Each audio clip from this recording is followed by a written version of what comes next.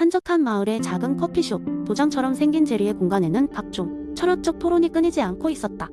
제리는 자신이 언젠가 큰 철학자와 마주할 날을 꿈꾸며 손님들의 커피잔에 따뜻한 빛을 내려주곤 했다. 어느 날 제리는 커피숍 안에 새로운 철학 토론 모임 벽보를 붙이고 신입 회원들을 기다리고 있었다. 그 무렵 마을의 여러 곳에서 온 독특한 인물들이 한 다리씩 모여들었다. 그날의 주제는 플라톤의 이데아의 세계였다. 제리는 붉은 벨벳 의자에 앉아 손님들에게 커피를 나누어 주면서 이데아의 세계에 관한 썰을 풀어놓기 시작했다. 여러분 안녕하세요. 오늘은 플라톤의 이데아의 세계에 대해 이야기해볼까 합니다. 제리는 개회 인사를 건네며 자신의 이야기를 꺼냈다. 이데아의 세계란 우리가 평소에 경험하는 물질계와는 다른 차원의 영역을 말합니다. 플라톤에 따르면 우리가 가구점에서 바라보는 다양한 의자들은 다 제각기 다르지만 이 모든 의자들이 속한 완벽한 이데아는 따로 존재한다고 합니다. 플라톤의 이론을 이야기하던 중사람들 사이는 갑론을박이 시작됐다. 마을의 검은 수염을 기른 선비 타르생은 이렇게 반문했다. 그렇다면 우리가 안고 있는 의자들은 다 이데아의 그림자라 본 건가? 나는 이 의자 덕분에 편히 앉아있건만. 이에 제리는 미소를 띄우며 답했다. 맞습니다. 타르생 씨, 우리가 경험하는 것은 그림자일 뿐일지도 모르죠. 그러나 진정한 의자의 본질은 원형 이데아에 있는 거죠. 오늘날의 사물들은 이데아의 결정체가 아닌 그에 대한 반사된 이미지일 뿐이라는 것이 플라톤의 생각입니다. 이 이야기를 들은 수줍음 많은 앨리스는 이렇게 물었다. 그렇다면 그 이데아의 세계는 어디에 있는 걸까요? 우리 중 누군가 확인할 수 있는 건가요? 제리는 어깨를 으쓱하며 답변할 여유를 즐겼다. 플라톤에 의하면 이데아의 세계는 우리가 직접 확인할 수 있는 곳은 아닙니다. 그러나 철학적 사고를 통해 이해할 수 있다고 플라톤은 믿었죠. 사람들은 이데아에 대한 깨우침을 통해 참된 지식에 다가갈 수 있다고 여겼어요. 곧이어 소파에 기대고 있던 현명한 노인 루이스는 일찍이 경험한 그의 독특한 사건을 꺼냈다. 내가 젊었을 때 루이스는 손가락을 들어 검지와 중지를 흔들면서 한참을 숲속에서 길을 잃고 방황했던 적이 있었어. 그때 나는 마치 모든 것이 하나의 그림자처럼 느껴졌지.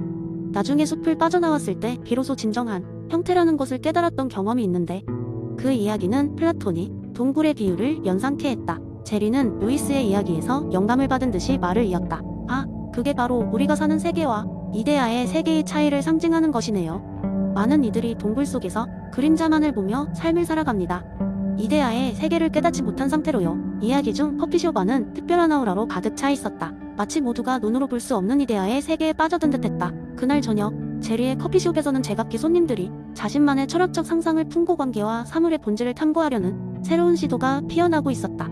이렇게 플라톤이 이데아의 세계는 작은 커피숍에서 시작된 작은 불빛에서 사람들의 마음에 커다란 탐구의 불꽃으로 번져나간 것이다. 이는 물질적 세계의 가치를 넘어서 우리가 본질을 탐구하며 경험하는 것 자체가 얼마나 깊고 의미 있을 수 있는지를 보여주는 예시였다. 두 번째 이야기 옛날 옛적 아테네의 번화한 시내 중심가에는 지혜로운 철학자 소크라테스가 거닐고 있었습니다. 그는 고대 그리스의 전형적인 시장 이나고라에서 사람들과 대화를 나누며 자신의 지혜를 널리 나누고자 했습니다. 하지만 그날은 특별히 그를 흥미롭게 만드는 일이 기다리고 있었습니다.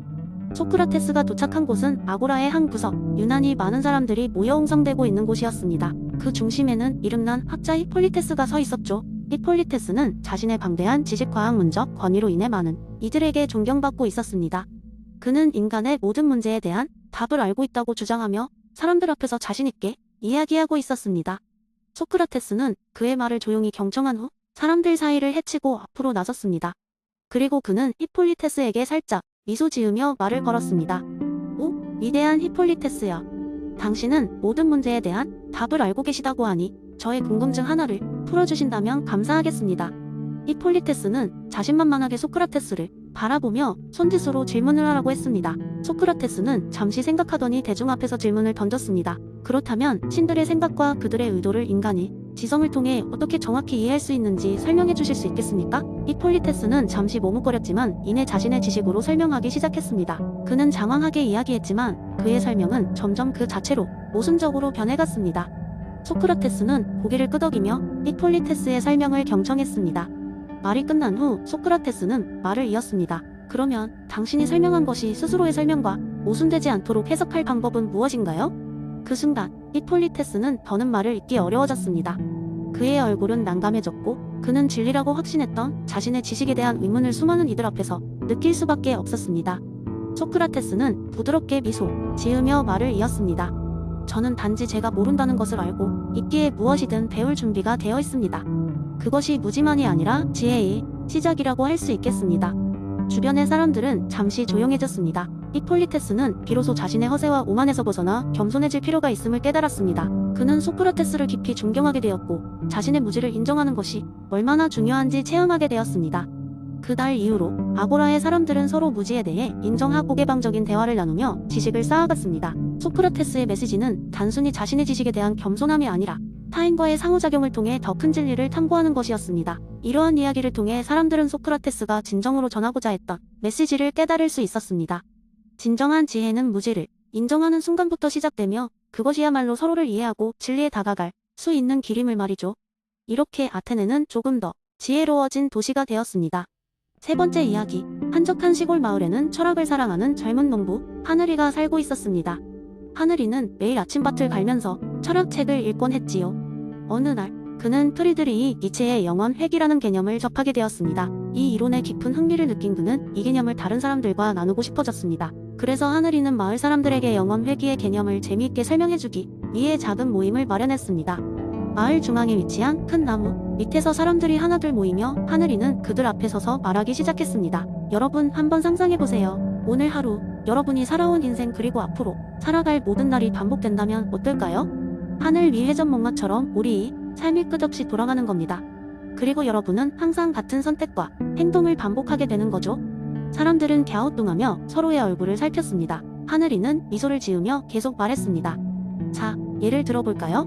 여기 있는 철수 씨가 매일 아침 매운 갈비찜을 즐긴다고 해봅시다.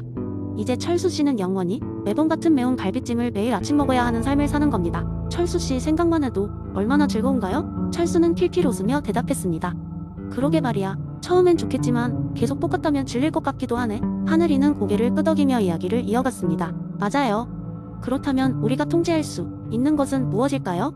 그것은 우리가 어떤 선택을 하느냐입니다. 지금 이 순간 우리가 하는 선택이 영원히 반복될 것이라고 상상해본다면 우리는 더 의미 있는 선택을 하게 되고 더 나은 삶을 살려고 하지 않을까요? 한참 동안 숙고하던 사람들은 조금씩 고개를 끄덕이기 시작했습니다. 하늘이는 이렇게 덧붙였습니다. 니체는 우리가 매 순간을 최선을 다해 살아야 한다는 메시지를 전달하고 싶었던 것 같습니다. 우리가 무한히 반복되는 삶을 살아야 한다면 후회 없는 순간을 만들어야 하지 않을까요? 마을 사람들은 깊이 감명받아 자신들의 선택을 돌아보기 시작했습니다. 그날 이후 마을에는 작은 변화들이 일어나기 시작했습니다. 사람들은 아침마다 서로에게 친절한 인사를 건네고 사소한 일도 더 주의 깊게 생각하며 행동하게 되었습니다. 그리고 하늘이의 작은 모임은 철학나무라는 이름의 주간 모임이 되었고 사람들은 그곳에서 각자의 고민과 생각을 나누며 삶의 의미를 깊게 탐구하곤 했습니다. 영원 회귀의 개념은 단순한 철학적 이론을 넘어 마을 사람들의 삶에 긍정적인 변화를 불러일으켰습니다.